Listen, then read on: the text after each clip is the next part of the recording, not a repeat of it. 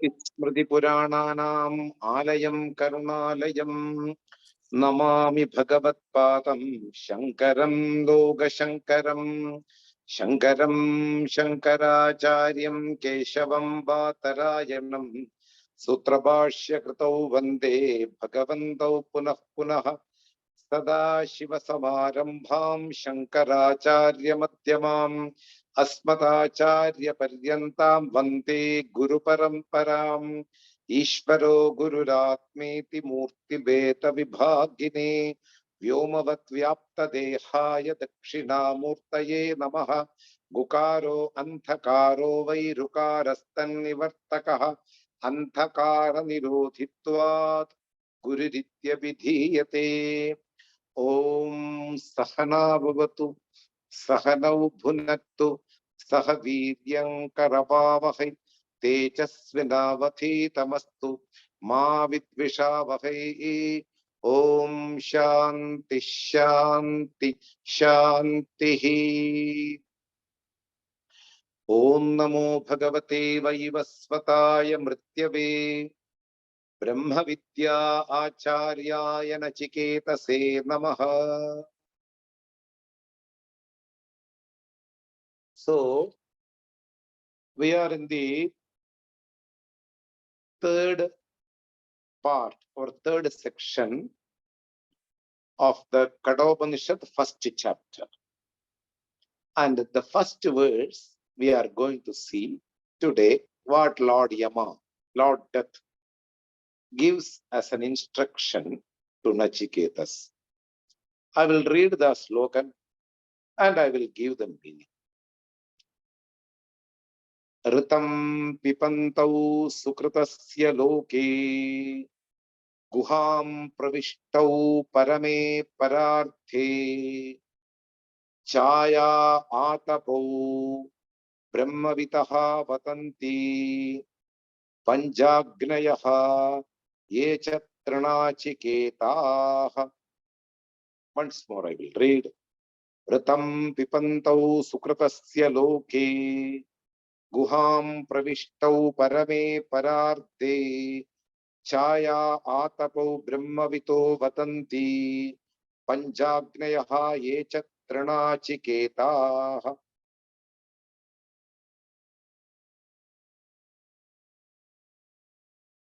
We were talking about superimposition in the last class. Before understanding this the meaning of this verse, I will start from that. Lord Yama presented the Jiva Bhava in a beautiful way in this first verse. What's a human life and what is the real thing behind the human life? Very tricky to understand. Before that, we will see what is superimposition. Taking something other than what it is. This is the simple definition of superimposition. For example, there is a rope right in front of me. Due to the insufficient light, due to my misunderstanding, I just see as a rope right in front of me. This is called superimposition. Taking the rope other than what it is. I mean snake. Shankara beautifully explains. Atasmin tad buddhi. There are three factors I already mentioned you in the last week. There should be a partial understanding what is right in front of you. A pre-existing idea, much less similar to the thing right in front of you. And you connect the idea which is inside your buddhi, inside your intellect, and the thing what is right in front of you. Then superimposition take place. We already saw in the last class. So for superimposition in Sanskrit, it is called aropanam. There is a thing, and I don't know what is there right in front of me. It should be evident. Without the presence of the thing cognition of the thing, what is right in front of you, there is no superimposition. Somehow you have to cognize. The perceptor should see the thing or understand there is something in somehow. That is, a thing should be evident in order to a superimposition take place. So, superimposition is the issue that I am not knowing what is the real thing behind my body, mind, and sense and complex.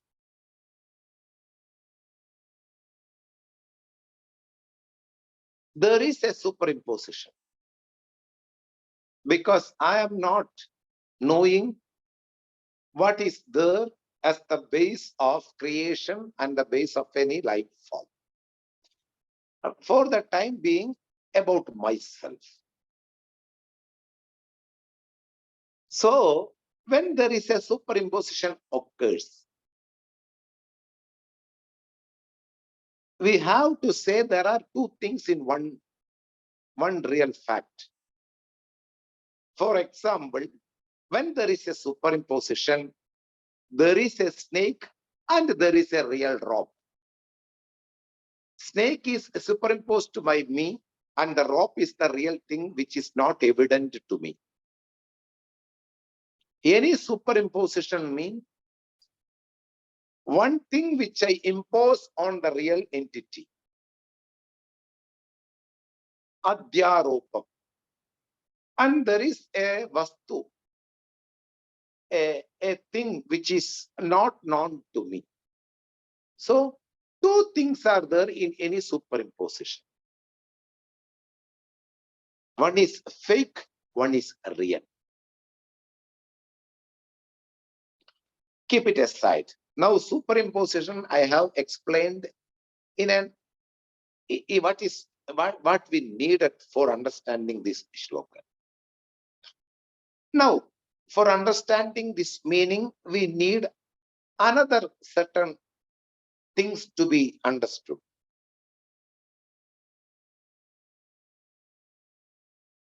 There is an Upanishad, a Vedanta text called Nada Bindu Upanishad, and there is a verse on that text. Mana eva manushyanam karanam bandha mokshayo.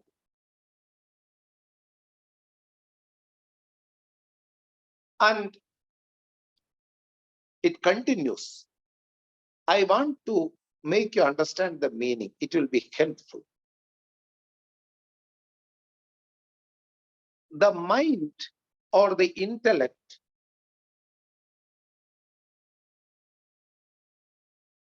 is the main culprit making somebody feeling I am having some bondages in this world. I have some limitations in this world. The same mind and intellect will become the blessed thing, making understanding a personality that you are free from all kinds of worldly bondages. You are unlimited. If the mind is informed, the same mind will work as a blessed thing in our life. If the mind is not informed, you can replace the mind into intellect also, because both are same. According to their activities, we say mind, intellect, etc., etc. Sankalpa vikalpatmagam manaha nishchayatmika buddhi. When there are a lot of options in a thing, that is called mind. When there is a decision, a definite understanding, that is called intellect, which we are not going to see more about the definitions. For the sake, I just told what is mind and what is intellect. Let it be. So, an informed mind will become the tool to make the person free from all kinds of wrong notions. An uninformed mind will make the person insecure, unhappy, and also make the person feel that I am having different types of bondages and limitations in this life. Mana eva manushyanam karanam bandha mokshayo. Indeed, the mind is the main culprit in making a person to feel I have a lot of bondages, and also the person to feel I am free from all kinds of bondages. The main culprit, the main thing is that manas or intellect, mind or intellect. Why I told you this topic is connected with this? That is, when a person is not informed in this world, his natural instinct will make the person to think other than what he is. By birth, our senses are exposed, extrovert, and I can see there is a body. I can feel there is a mind. I can see there is a world. I can see there are people around me other than me. So duality is perceived, and I, without thinking, duality is true, I will take into my mind. This is called misunderstanding or erroneous notion. Due to my natural instinct, duality is perceived, and I take this duality as though it is true. Misapprehension, misunderstanding, a misperception. Due to the misperception, I consider myself as a limited body with a limited adjuncts, with a limited things along with the body. And I think I am a person subject to sorrow. I am a person subject to unhappiness. I am a person subject to different types of limitations, because my body cannot be almighty or all knowing, because this body is subject to different types of issues. So I take myself as this body without thinking, without knowing what is the real in real. And also I go along with my decision in this world. I live a life along to my decision what I have taken, and that decision is completely wrong, which is a erroneous notion, a misunderstanding about myself. How it happened? Due to my natural instinct. I perceived a lot of things around me, and it seems to be real, and I take it granted, and I consider myself, I am this body, I am this mind, this world is real, these people are real, these things are real. Happiness comes from the external things. I am subject to sorrow in different situations. All these things are piled up because of one wrong notion which I have in my mind, that I am this body.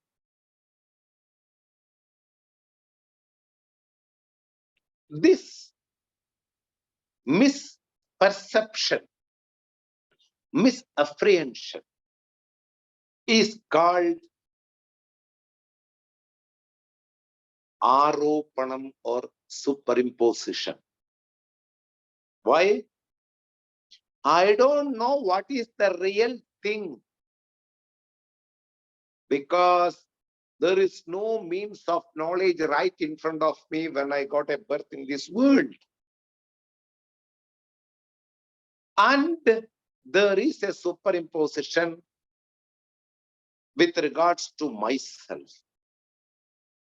I am a limited human being. This basic mistake will allow all the mistakes to come and sit on this basic mistake. Like a tailor, take a wrong measure on a person, and he stitches a shirt in a wrong measure. Everywhere it will go wrong. This will be unfit for the person because the basic measure is wrong. Similarly, one basic understanding about me is wrong, that I am a human being is a superimposition. And any thought has a destination called intellect or mind.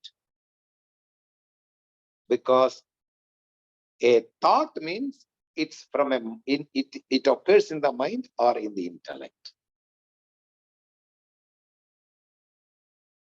And this basic thought allows all the mistake to be gathered in the base. This basic mistake in the basic. First mistake I commit is I am a human being. Then I commit another mistake. I am a female. I am a male. How it happens, I already told you, basic natural instinct.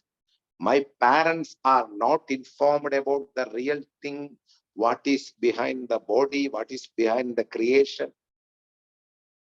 My society is not completely informed about the reality behind the creation and about the body. All these people take themselves that I am this body due to a superimposition. It's very important that any wrong notion can be equated to superimposition about oneself, about a thing which is right in front of you. Any wrong notion, we can say it is a superimposition on a real thing. Now I have two things in my intellect.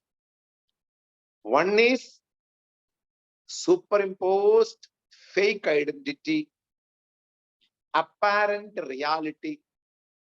Other is the real fact, the entity which never comes and goes, the truth which is not subject to death and birth. So two things are there in my intellect or in my mind. One is consciousness, which never comes and goes. Even though the states may changes, I will be in waking state, I will be in the dream state, I will be in the deep sleep state. Still the consciousness never changes. It remains in and through in each and every state. This entity is one. And there is a second entity which is fake, which is unreal, which is called apparent reality. That is called I am a human being. Both notions are there in the mind. When a person is not informed, he is not aware of the consciousness, which is the real fact of the human being.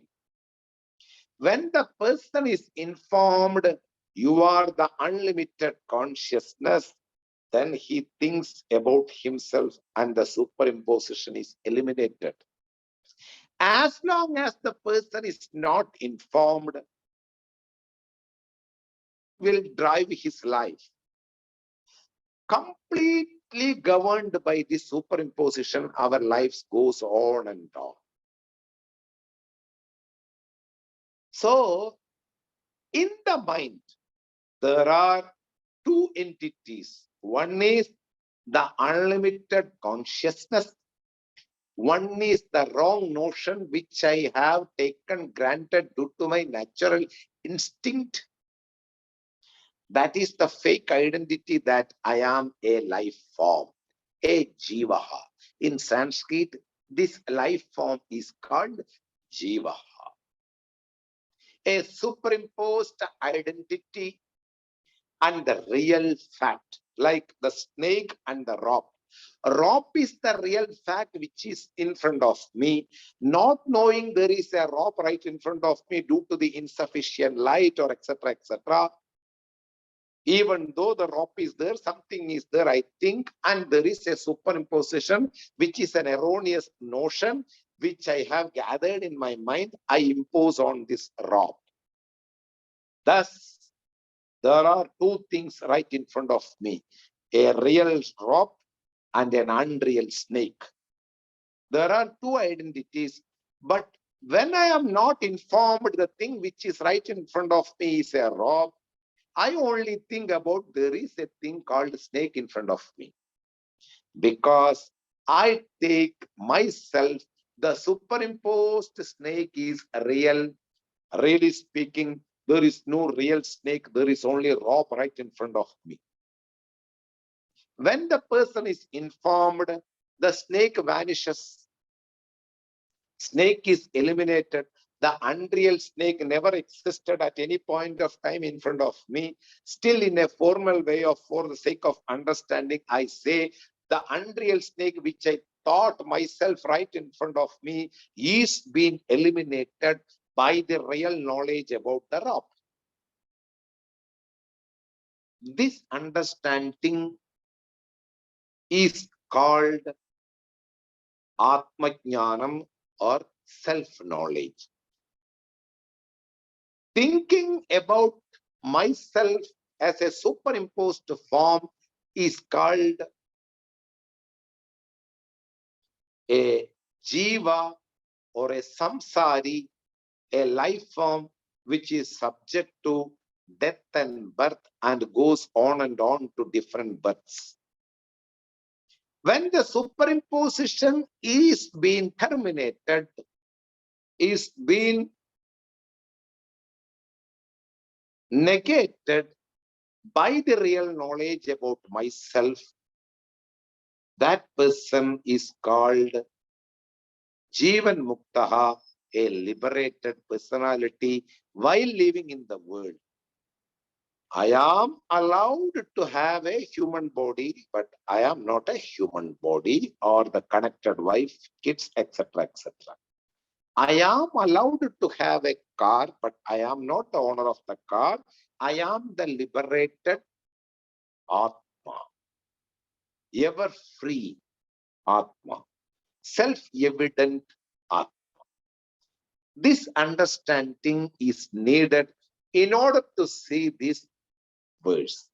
So, again, I will repeat two sentences which are essential for the understanding of the verse. There are two things existing in one's mind or in one's intellect, buddhi guhaya, in the cave of the intellect.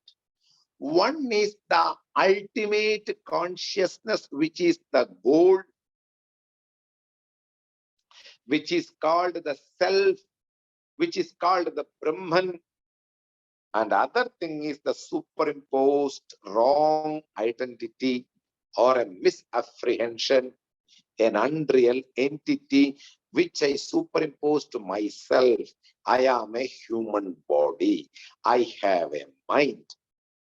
Thus, we have two entities inside our mind. Now we will come to the meaning of the verse.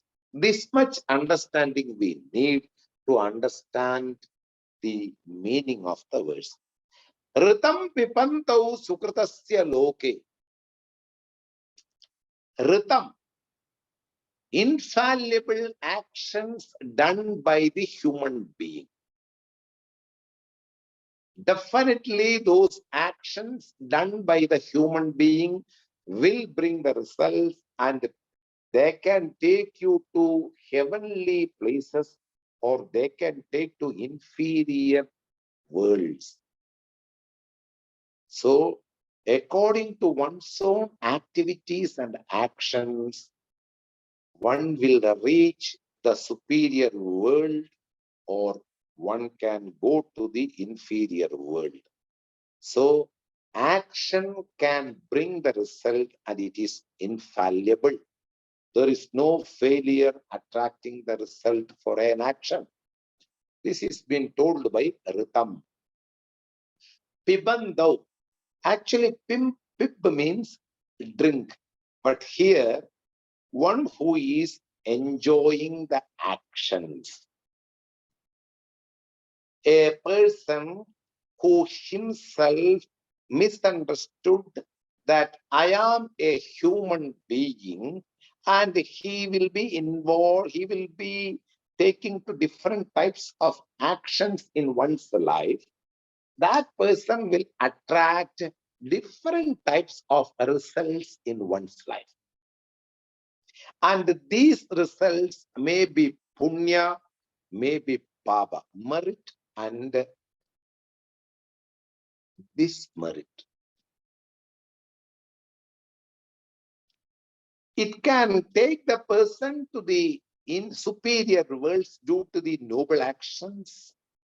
Due to the evil deeds, a person will take inferior birth like amphibians, insects, or some other world which are told in the traditional scriptures like hell, etc., etc. We are not going to see that.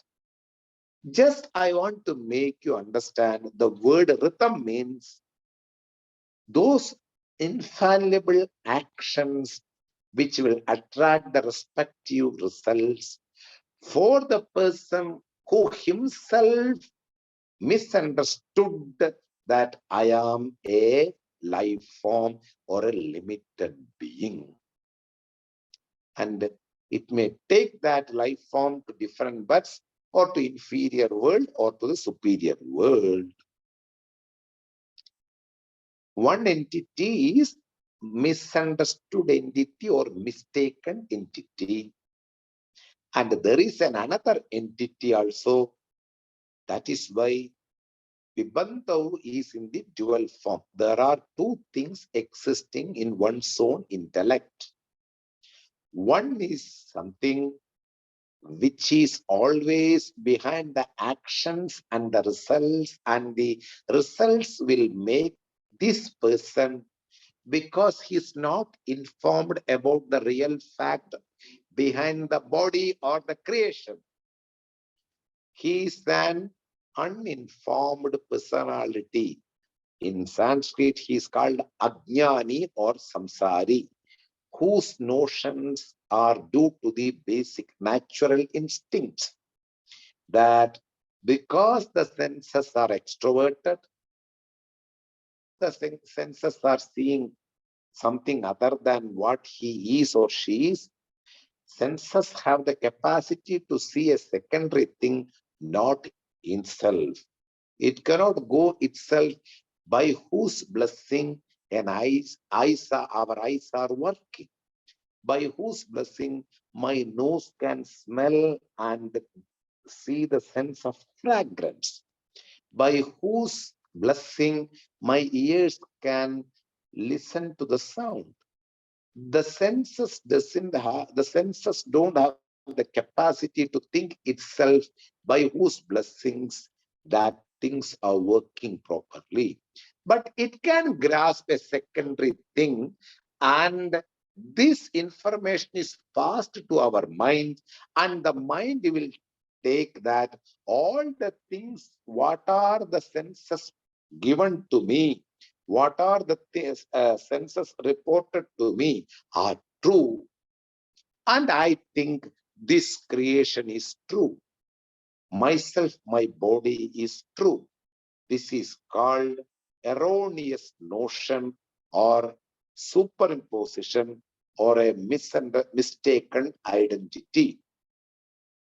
This mistaken identity, thinking himself or herself, I am this body, and he will be involving in different actions in this world. For the sake of money, he will not consider the sincere and honest ways in this world because he don't have any idea that results will be very much painful if I do certain evil deeds in this world. Results will be fruitful and sweet if I do noble actions in this world. A person may not be understanding due to the not knowing of the scriptures and the things which are told in that. So, this person who involves in different types of actions, who himself mistaken that I am this body, that person will go doing different types of actions in this world, and he or she himself accumulate the results, and that results will take him or her to superior world or to the inferior world. This is called Ritam Pipantau Sukritasya Loke. Sukritasya Loke means in superior world. Those world which are having different good results or noble results, this is called Sukritasya Lokam. And next line, Guham Pravistau Parame Pararte. There is another entity which is unlimited, that is also there in the cave of intellect, because any action is done which is presupposed by the desires, and desires are always existing in one's own mind. So, mistaken identity also existing inside the mind. I myself mistake something other than what it is, means the real fact about me is also existing there. The consciousness which is similar to an ocean make some waves which we call thoughts. And these thoughts are always about the secondary things and the things which I see, which I grasp in this world about me. So here, in one's own intellect, there are two entities. One entity is mistaken identity, which is a fake identity, just like a snake superimposed on the rock. And another entity is the consciousness. Like these two things are existing in one's own mind. An informed personality understands there is a superimposition on the consciousness. There is no such thing called human body, even though I perceive. There is only consciousness. The consciousness is the only thing which will never comes and goes. The body, which is a mistaken identity, a misapprehension, a mistaken error, will comes and goes, just like the waves will comes and goes in the ocean. The waves will come and go, but the ocean will always remain. Similarly, in the mind or in the intellect, the consciousness will stay back without enjoying the results of action, because there is no performance of actions by the consciousness. In order to perform any action, you need desire. When the person is completely fulfilled, when the person is not having any kind of laxity, purna, full, never lack of anything in this world, that person, one who understands that I am this consciousness, that consciousness will not have, or that personality will not have any kind of desires or any kind of actions in this world. That person is a non-performer of action, so that he will not enjoy the results. An informed person is a non-performer of action. When I say non-performer of action means, it doesn't mean that after knowing I am conscious or I am this self, he don't sit in one place and go on meditating on something. No, we will be involving in our own responsibilities and our own actions. But I know that I am not doing anything because I am this all-pervasive consciousness. There is a body which is superimposed on the consciousness that will work according to its own responsibilities and its own actions, which are to be done daily in our daily life. That means I am free to do any actions after receiving the knowledge. It will not make a bondage with me. It doesn't have the capacity to bind myself and bring the results, because an informed person cannot be mistaken after that I am this body. Body is a superimposed form. And in reality, there is only consciousness. And the consciousness being me, the superimposed body can work anything in this world. It doesn't mean that it's not a license to do evil deeds. When I say like this, we cannot involve in evil deeds, and I cannot say I am consciousness, my body involved in certain things and illegal. That is not a wise way of understanding that self-knowledge. Understand? Your pressures will not guide you anymore after knowing the knowledge. Up to that, I may be guided by my pressures. After knowing I am this consciousness, there is no performer at all, performer of actions. My body will be performing. I may go for an outing, I may go for a hotel, I may take a tea, I will be doing my own responsibilities for my kids and wife. Nothing to worry. But I know that I am not doing, but I am the consciousness which never lacks anything in the world. So these two types of notions are there in one's own intellect. One is the consciousness, other is the superimposed notion. Both are existing in one's own intellect, and they are opposed to each other like shade and light.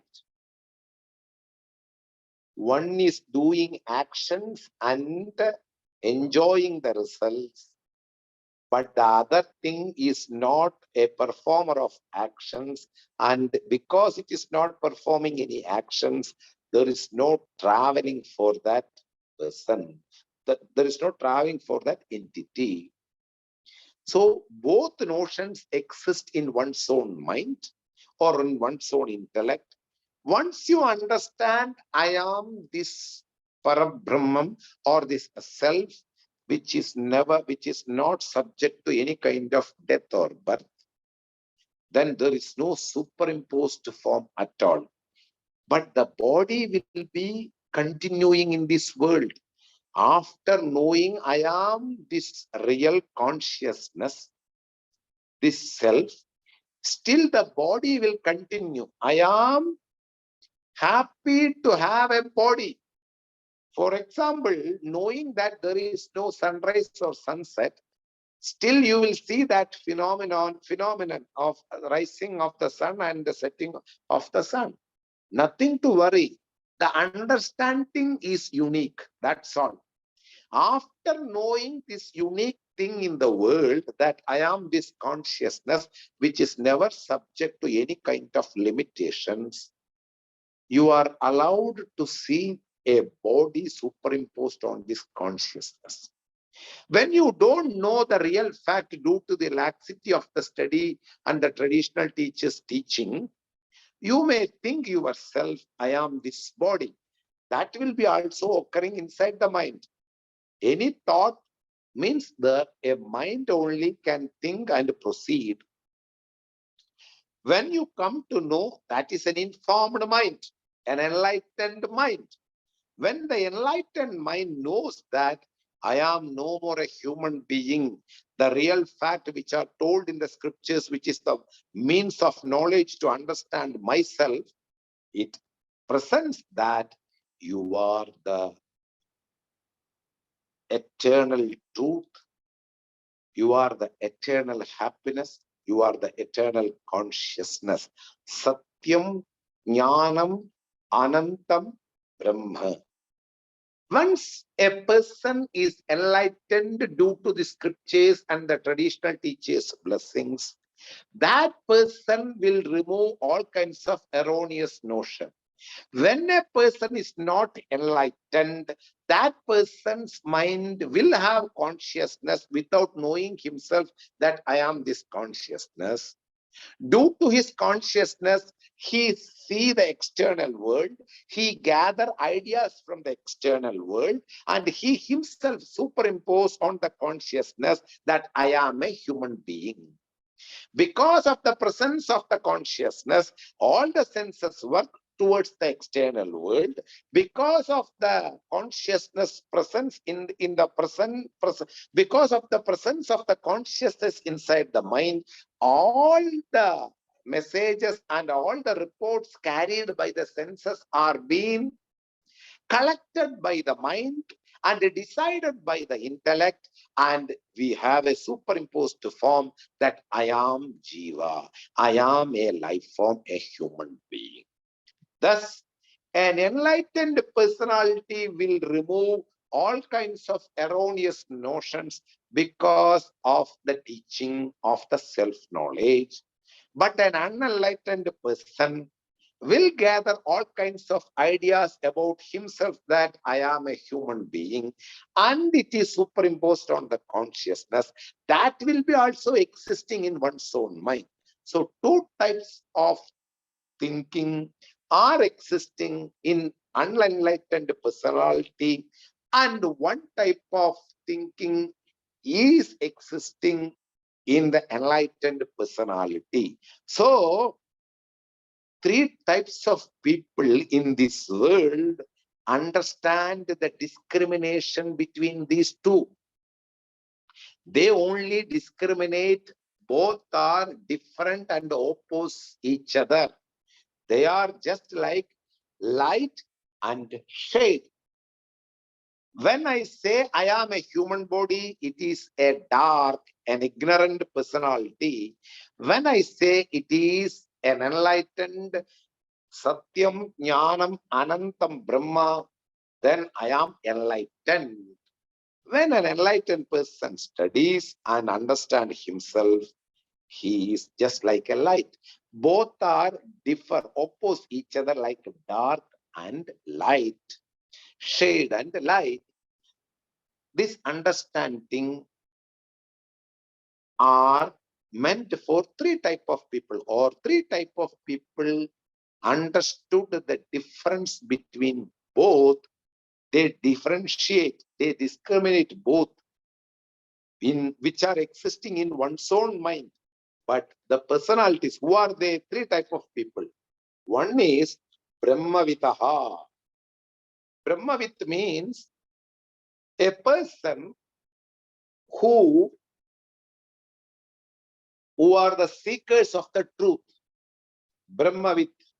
These people also say there are two notions existing in one's own mind, and whatever I have explained up to this, they also see the discrimination between the fake identity and the real thing, superimposed form and the base of the superimposition.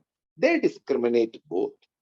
And there are other people who do a Vedic ritual called Panjagnai. Panjagnayaha. They are called Panjagnayaha. These people, Vedic ritual means without fire, there is no Vedic ritual. And it's a very elaborated fire ritual which brings a very beautiful results in one's life. That is called Panjagnayaha. Those who are doing a special Vedic ritual called Panjagni. Then these people also having certain amount of discrimination about oneself, that there is a superimposition in one's own mind. Because of the superimposition, there is a fake identity and there is a real thing inside the mind. These people will also understand. First we told the seekers of the truth, Brahmavitaha, the knowers of the truth. Also say there are two things in one's mind. There are other people also who do special rituals, and among them Panjagni, a ritual which is presented in the Vedas, traditional scriptures, and they do with a lot of commitment, and they will have the purity of the mind. Due to the purity of the mind, they will also discriminate the superimposed form from the substratum. They see the superimposed form and the substratum. And there are other people also.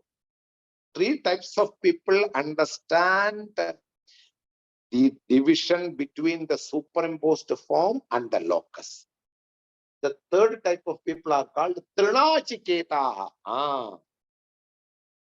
See, Nachiketas asked Lord Yama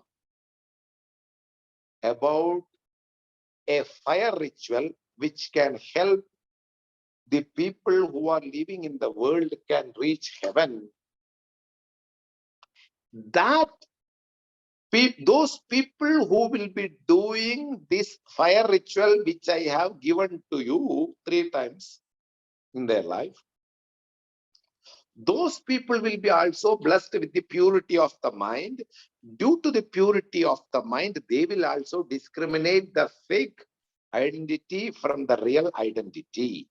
They will also discriminate, they will also have the faculty to discriminate the superimposed form and the locus, which are coexisting in one's own mind or in one's own intellect. Thus, 3 people says all Nachiketas, there are two entities existing in one's mind.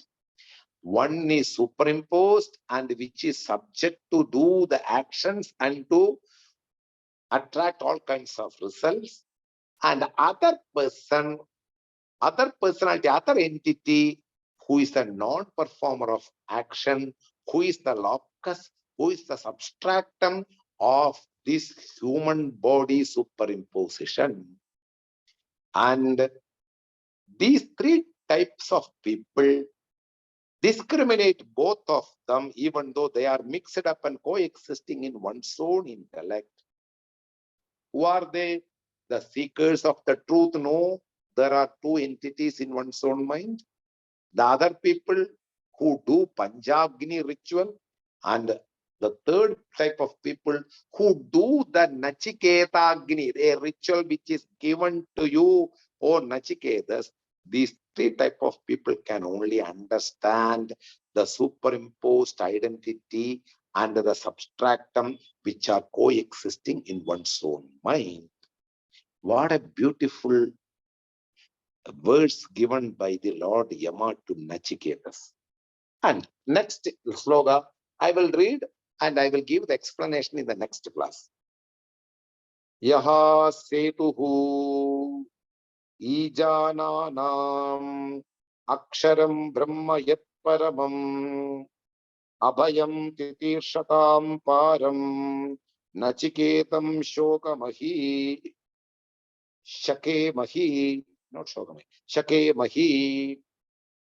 I will read once more and we will stop. We will see the whole explanation like this elaborately in the next class. Yaha setuhu ijananam aksharam brahma yat paramam apayam titirshatam param nachiketam shake mahi. And another beautiful verse which we have to see very elaborately, and we will continue in this slogan in the next class. Om Swasti Prajabhya Paripalayantam Nyayena Margena Mahim Mahishaah Gobrahmanebhya Shupamastu Nityam Loka Samasta Sukhino Bhavantu Kale Varshadu Parjanyah Prithvi Sasya Shalini Deshoyam Kshoparahitah Brahmana Santu Nirbhayah Sarve Bhavantu Sukhinah Sarve Santu Niramayah Sarve Bhadrani Pashyantu Ma Kaschit Dukkha Bhavet Asato Ma Sadgamaya Tamaso Ma Jyotirgamaya Mrityorma Amritam Gamaya Om Purnamatav Purnamitam Purnat Purnamutachyati Purnasya Purnamataya Purnameva Vashishyate. Om Shanti Shanti Shanti. Hari Om Shri Gurubhyo Namaha. Hari Om.